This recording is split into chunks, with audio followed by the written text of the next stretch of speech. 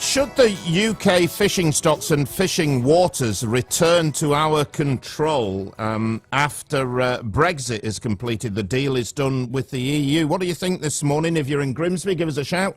01472 340 959, 01482 225 959. Or is it just not practical and we're better working with Europe to preserve fishing stocks?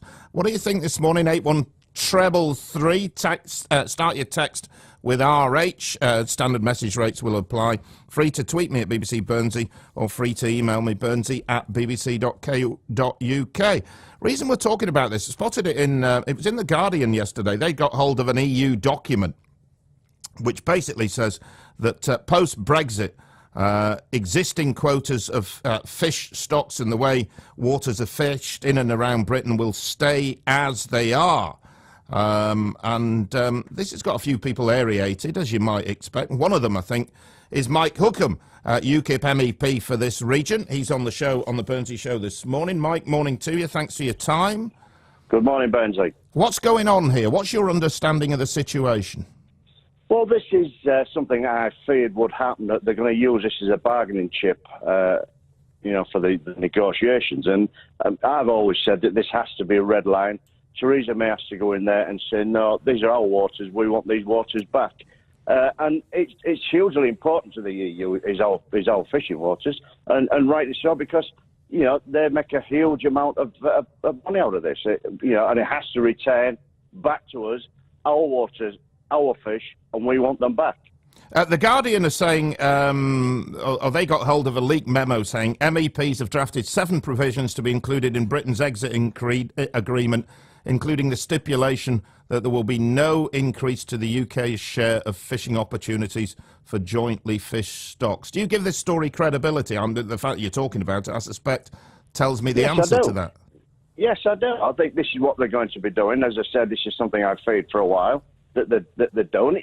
As I said, it's hugely profitable to them, and they don't want to let our fishing waters go. And when we say that we want our waters back, this is not an increase in fishing, an increase in the quota. We would be fishing the same quota, but it would be landed in our ports, processed in our factories, and it would increase our fishing fleet.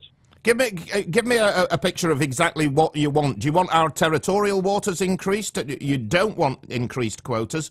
Paint me the picture, Mike, of what you want.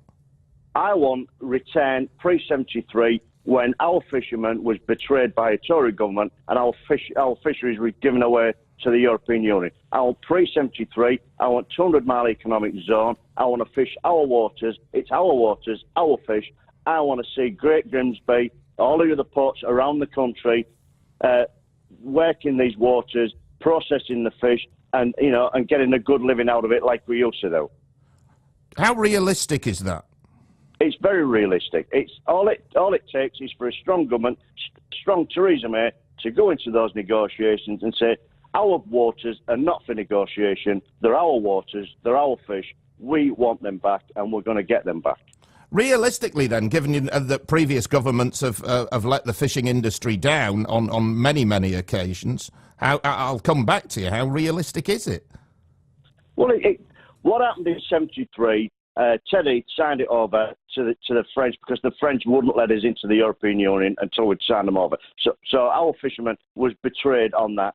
We now have a very small portion of our waters that we're allowed to fish. I mean, I'm looking at what the Guardian has put in here, and you've got the EU vessels caught 683 tonnes. Well, that equates to £484 million in revenue. It's hugely important to these people. We are getting 111,000 tonnes, £114 million. We are not allowed to fish our waters. Well, we've got boats sitting in port because they've reached their quota. French and Spanish are out in those waters, fishing our waters. That's got to stop. I'm passionate about this Bernsey. I grew up in the fishing community. I saw the decline in the fishing community when the CFP came in. We need our waters back. We want our fish back. And I want to see the likes of Great Grimsby and other fishing ports prospering on our fish and our waters. Just in terms of public support, I suspect in this area there might be quite a lot of public support for this, but what about political support? Well, as I say, the European Union, the MEPs over there are going to fight tooth and nail so that we don't get our waters back. As I say, because it's hugely profitable to them. But we've got to have a red line. She's got to be tough when she goes in there and say, "There's no negotiation on this. Sorry, lads, these are our waters. This is our fish. We're having it back." And if we get it back, what's it worth to us? It's in the region. I mean, recent reports that are coming out now in excess of £6 billion. That's a lot of money. And I always say this, Benzie.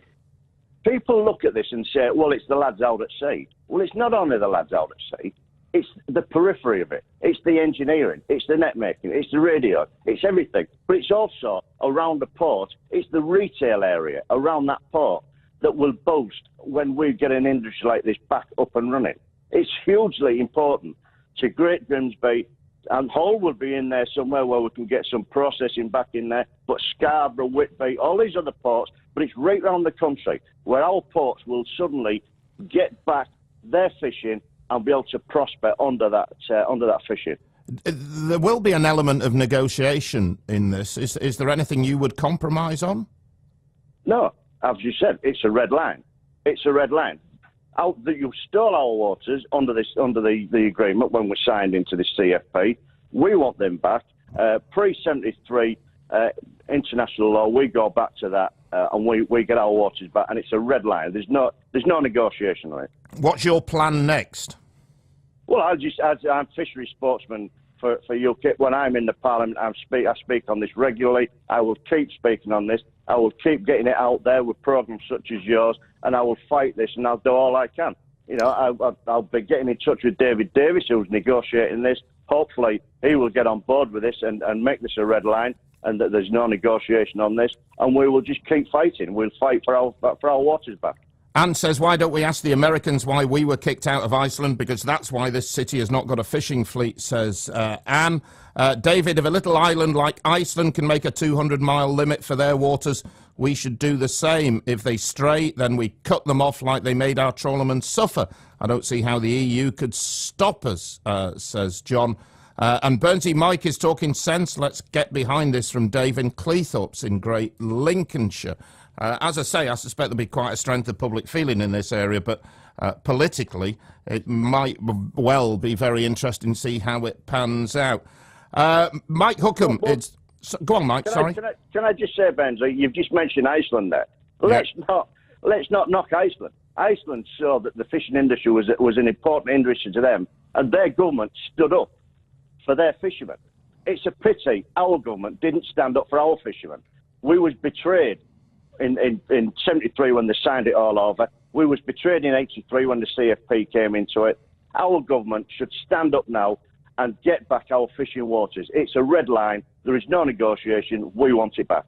What do you think this morning? We'd love to hear from you on the programme. You can call, you can text, you can email. While you're on, Mike, what's going on with your leader, Paul Nuttall, the leader of the UKIP party? He seems to have got himself in trouble.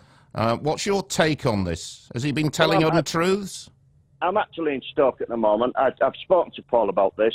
It says a lot to me, Benji, that, and you'll agree with this analogy, that they're playing the man and not the ball. They're not talking about policies. They're talking about his Twitter account and whatever he said in the past. He told me he was at Hillsborough. He was 12 years of age. It shocked him. The tragedy that he saw unfolding there. They've attacked him for that. He's got written affidavits from his father, his father's brother, and the young lad that he was with to say that he was actually there. A press officer embellished it, as they do, and said that he'd lost personal friends. Paul, yeah, he should have checked that, and he should have took that down. He has taken that down now, but they are now playing. They are so frightened now that we are going to take Stoke, and they're going to lose Copeland as well. The Labour Party are playing the man and not the ball. OK, there's some suggestions, he said it in a BBC interview in 2011, that he lost very close friends at Hillsborough. Is that not the case? Well, that's not what he's told me. He told me he was there, he's got proof he was there. He saw it all unfolding. This is a 12-year-old lad at the time. It was shocking to him. As I say, we're talking politics. Let's talk policy. Let's talk about what he wants to do for Stoke. Let's not talk about the man. Do you not, do you not, Mike? Do you not feel it's damaging to the party, though? We've had this stuff thrown at us before. We've got over it, and we'll get over it again. We're out there now. We're fighting for this seat. I've been out yesterday. I'll be out today. On the ground, it's very positive. You know, the people are looking at the party and saying we're going to vote for the party, and I think we'll take this seat. Okay, you don't feel he should consider his position? Should he resign? No, I don't. I don't. He's you know, the press officer who put this out there has resigned. Paul is fighting on and is carrying on. We've got a spring conference tomorrow in Bolton. He'll be speaking there. He's a very good leader. He's the right man for the job. And, you know, he's got my backing and he will carry on. And I believe he will be the next MP for Stoke-on-Trent. Mike, appreciate you coming on the show this morning. What do you think of what you're hearing? There you go. UKIP MEP Mike Hookem